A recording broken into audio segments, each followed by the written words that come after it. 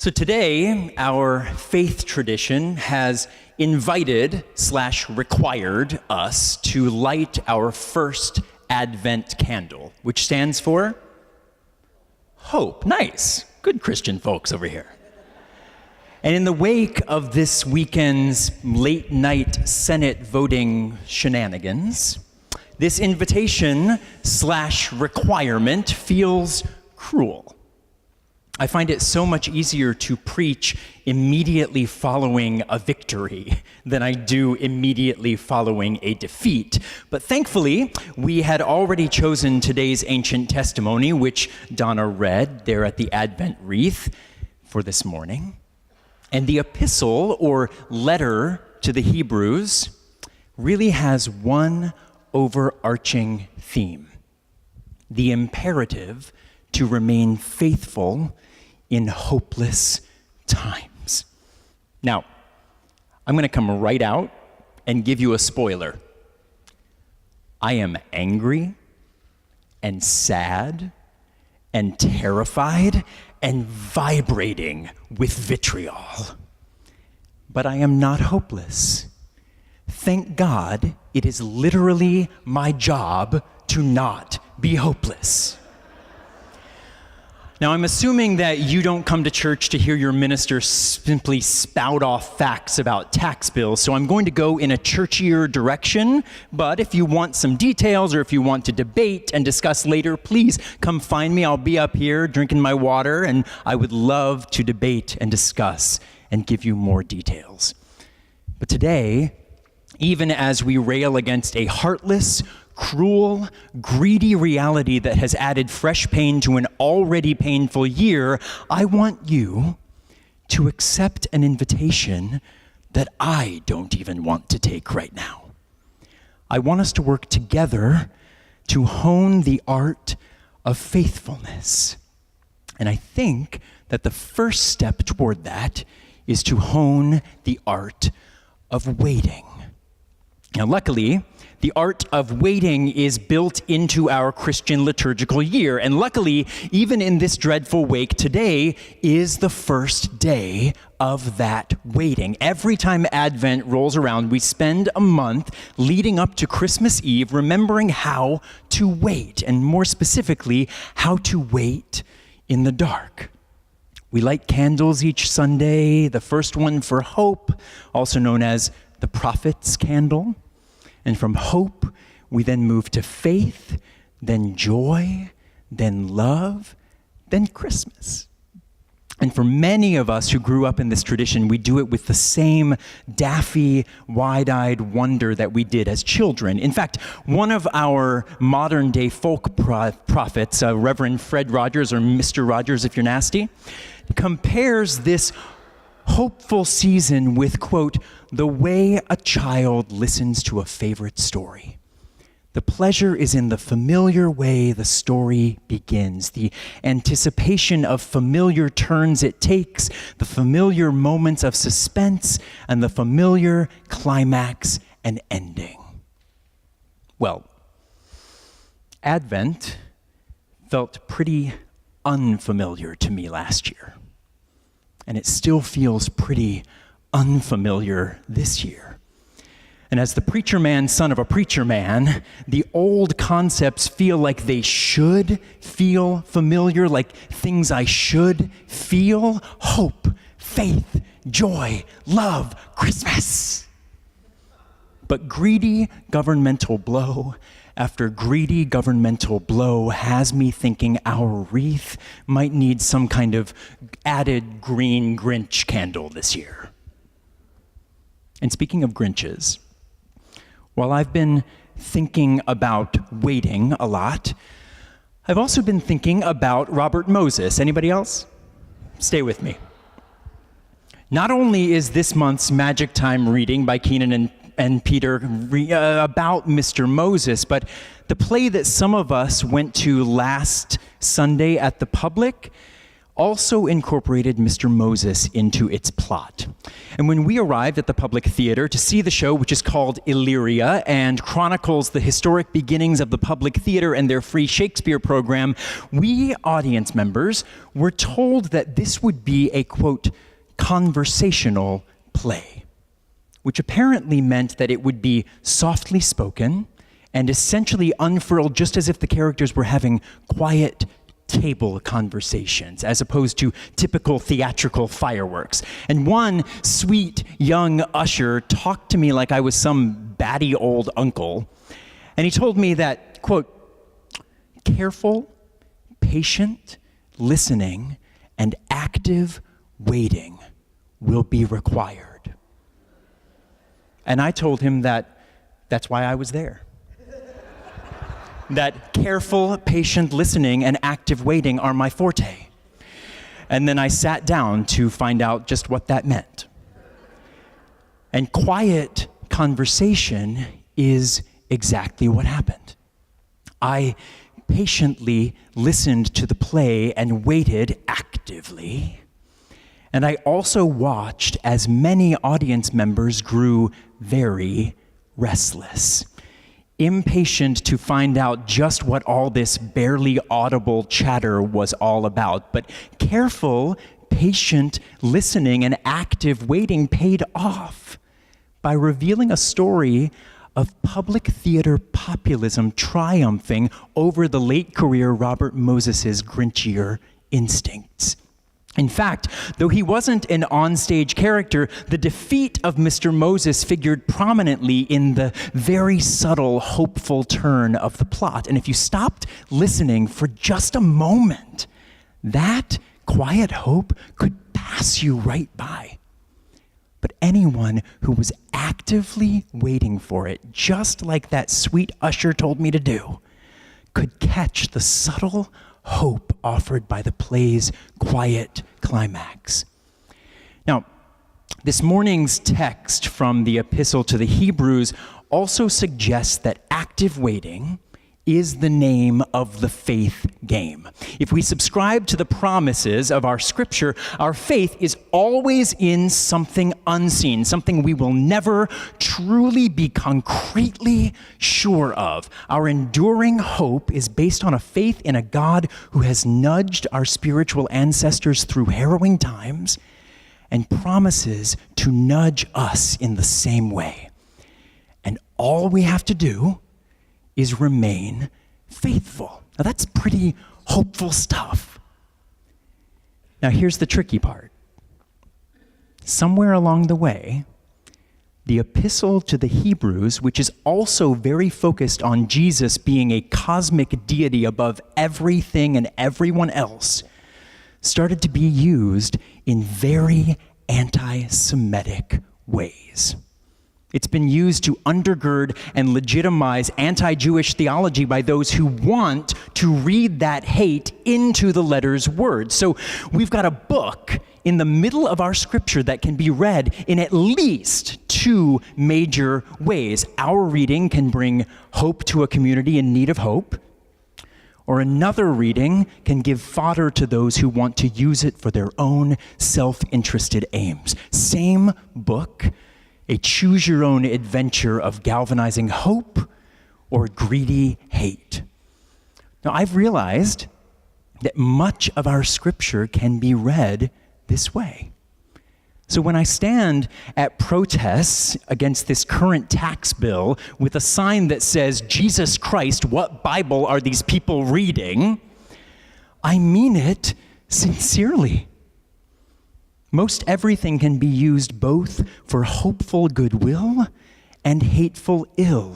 Even a hit 60s pop song can sound really, really odd and a little bit off-putting in the age of the Me Too campaign. Scripture can be used that way, and government can be used that way, even if the initial intention was for good. And when scripture and government are used by the self-interested to buoy their own agendas, it takes active waiting on the part of us, the hopeful, to counteract it. A reporter at yesterday's tax reform protest asked me, "Why are you here?" And I said, "I'm here to reclaim Christian scripture and U.S. government. I'm not just waiting to see what happens, I'm actively waiting to create what happens." And she didn't ask me to further specify. And I don't know if you are either, but I'm going to specify for you. Active waiting for me means reclaiming our scriptures and reclaiming our government one hopeful move at a time and refusing to be silenced by despair. Now, my upbringing did not necessarily encourage this. I can't get through an Advent season without thinking of two memories of my favorite folk prophets from my childhood: my father's mother, Mildred, and my mother's mother, Ruby.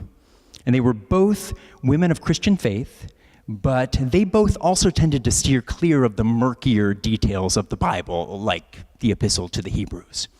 They opted instead to simply live good lives, making good food to serve to good people who were also simply trying their best to keep being good. And the gospel of Mildred and Ruby was basically, you just try your best and I'll tell you if you're doing it right. So grandma memory number one. Mildred Bucey, my paternal grandmother, was famous for several phrases, but her most famous was her annual response to any child's antsy query about what gifts to expect on Christmas morning. And my grandmother would stiffen into her characteristically and charmingly self-righteous stance and answer, "It's too close to Christmas to be asking questions." And if you knew what was good for you, that was the end of it. Even if you had forgotten during the year since the last time you had heard it, you were quickly reminded by her clipped delivery and her cocked eyebrow. It was most definitely too close to Christmas to be asking questions. We would hush and wait, wary and warned for the time that Grandma Mildred deemed appropriate.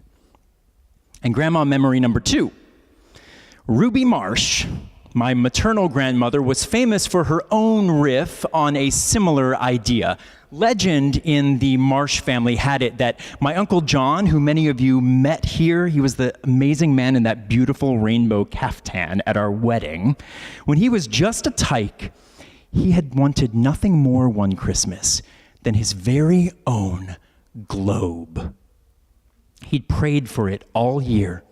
And when a package appeared beneath the Marsh family Christmas tree several weeks before the 25th, John sat for hours poking every nook and cranny of the wrapped treasure, shaking it for signs of global possibility. And when his poking and shaking failed to offer any conclusive satisfaction, my uncle went into full-on fantasy, and he began to accost my Grandma Ruby with an incessant, insistent chorus of, "I know it's a globe. I know it's a globe. I know it's a globe," he would blurt in an attempt to conjure reality out of pure persistence. "I know it's a globe.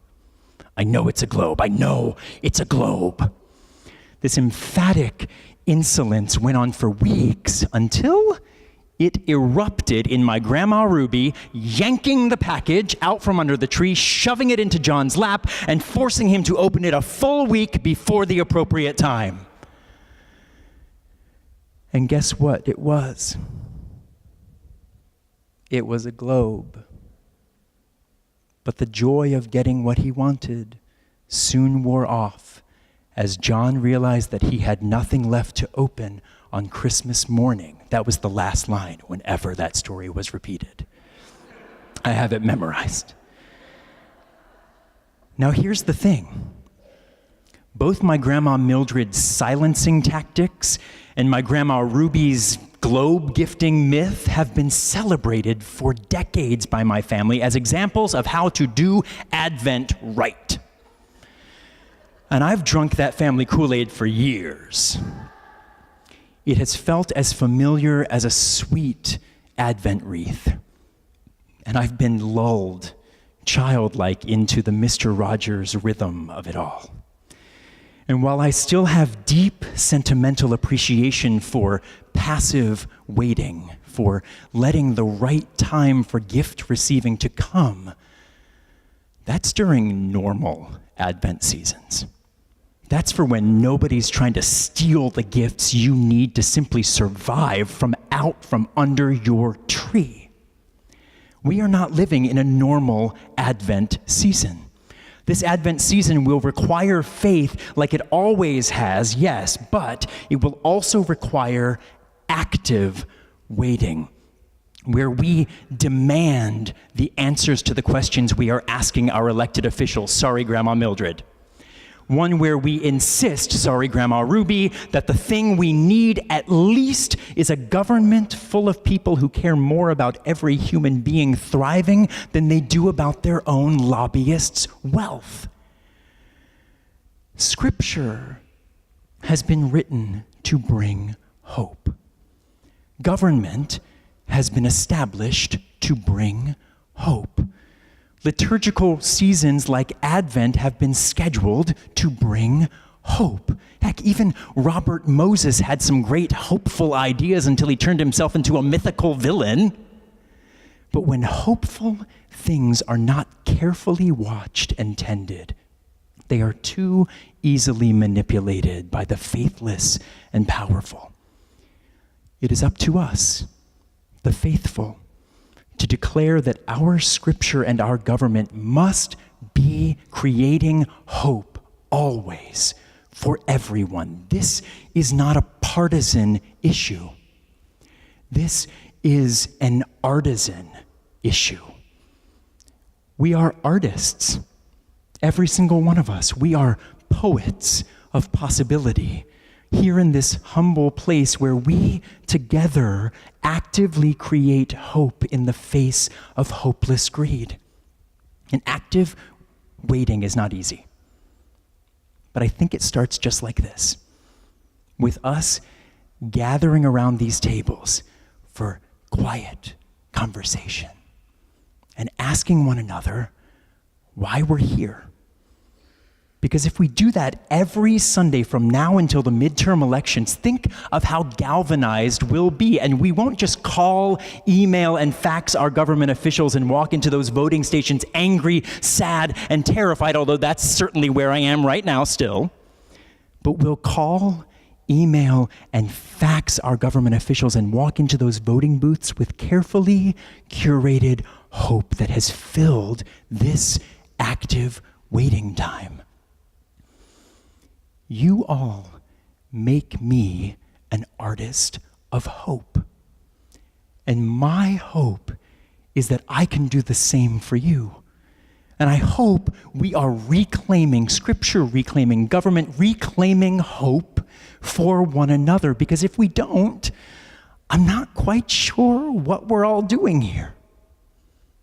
Our faith is the conviction of things not seen.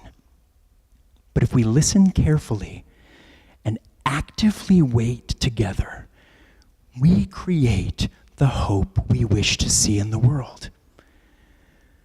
So I'm going to hush now. And here's my humble invitation.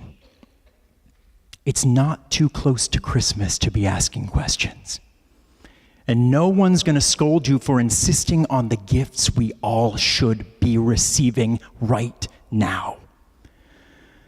So take this moment and turn to one another and start with just one hopeful reason for why you're here.